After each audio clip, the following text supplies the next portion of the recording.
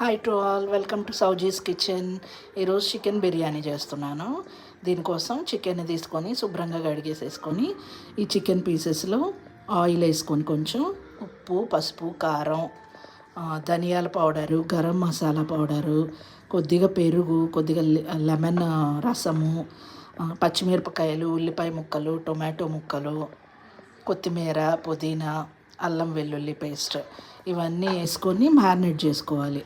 ఎంత ఎక్కువసేపు మ్యారినేట్ చేసుకుంటే బిర్యానీలో చికెన్ అంత బాగుంటుంది. కొంచెం మందపాటి గిన్నె తీసుకొని ఆ గిన్నెలో ఆయిల్ వేసేసుకొని ఆయిల్ వేడెక్కిన తర్వాత చెక్క, లవంగాలు, షాజీరా, మరాఠీ మొగ్గ ఇవన్నీ వేసేసుకొని కొంచెం వేగనివ్వాలి. మీ దగ్గర బిర్యానీ ఆకుంటే కనుక అది కూడా వేసేసుకోవచ్చు. వేగిన తర్వాత దీంట్లో మనం మ్యారినేట్ చేసుకున్న చికెన్ అది ఇలా వేసేసుకొని ఉడికించేసుకోవాలి. ఇది ఉడికే లోపల బియ్యం నానబెట్టేసుకుందాం. బియ్యం శుభ్రంగా కడిగేసేసుకొని మంచి వాటర్ వేసేసుకొని ఇలా నానబెట్టేసుకోవాలి.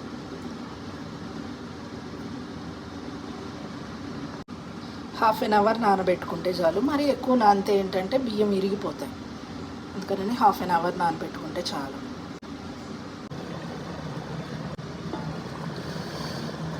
భలే వాసన వస్తుంది చికెన్ ఉడుకుతుంటే.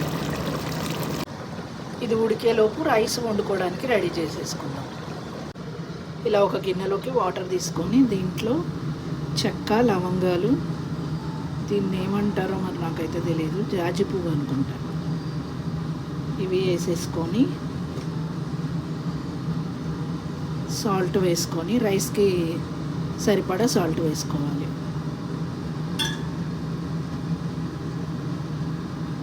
నెక్స్ట్ కొంచెం ఆయిల్ వేసేసుకోవాలి. ఈ వాటర్ మరగనివ్వాలి. కొద్దిగా కొత్తిమీర, పుదీనా కూడా వేసేసుకోవాలి.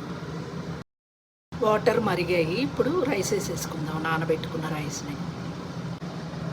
ఈ రైస్ 80% ఉడికిన తర్వాత తీసుకొని ఈ రెడీగా ఉన్న గ్రేవీలోకి వేసేసుకోవాలి.